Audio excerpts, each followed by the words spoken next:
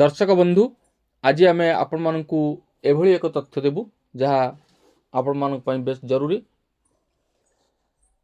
सरकार विभिन्न योजना लोक मानक पई रही जहाँ द्वारा लोक माने अनेक फायदा पाई परुछंती।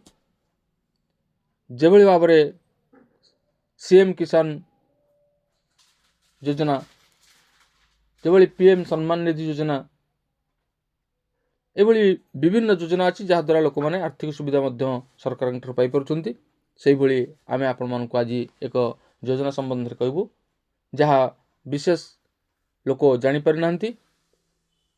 तेबे एही योजना कौन एवं यह द्वारा लोक मैंने किभली भाव में फायदा पाइबे से संबंध में संपूर्ण विवरणी ए भिडियो प्रदान करी।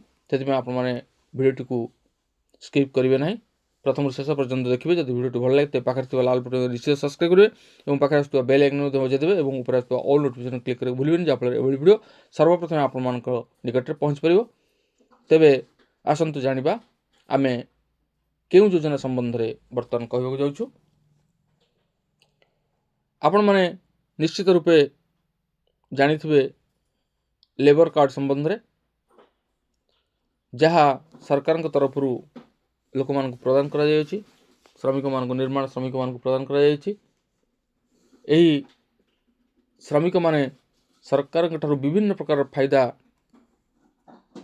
पाइबा पई सरकार विभिन्न योजना करछंती। तेबे आज जो खबर आम आपण मान कहबू ताहा आपण माने निश्चित ध्यान सह देखिबे एवं जानिबे कौन रही योजना रे विशेष फायदा।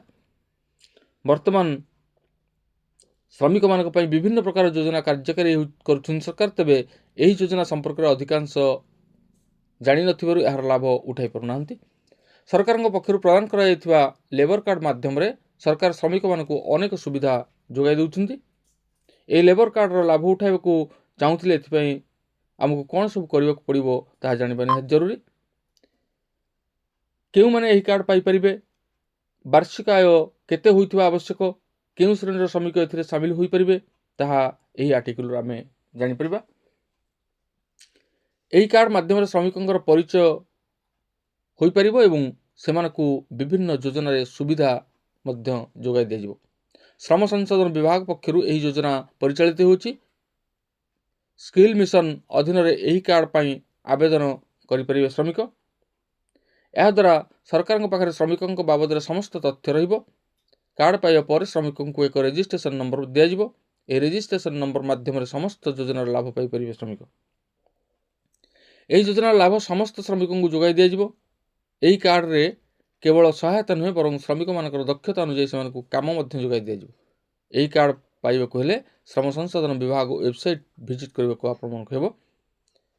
एही कार्ड पाई 1 वर्ष पूर्ण हेबा परे साइकेल क्रय पाई 3500 टंका मिलिबो।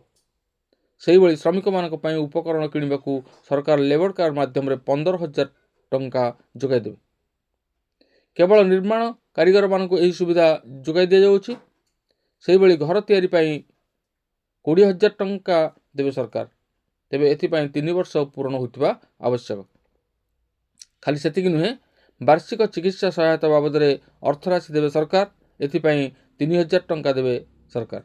सेही भली 60 वर्ष पर एही योजना रे श्रमिक मानक पेंशन मध्य जोगाई देवे सरकार।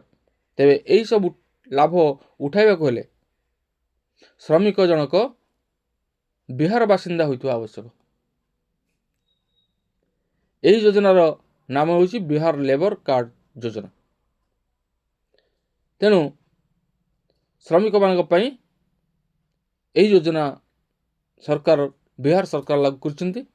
सरकार पक्षर प्रदान करा जायथिबा लेबर कार्ड माध्यम रे सरकार श्रमिक मानक 1,000 रु 3500 टंका पर्यंत प्रदान करुछंती।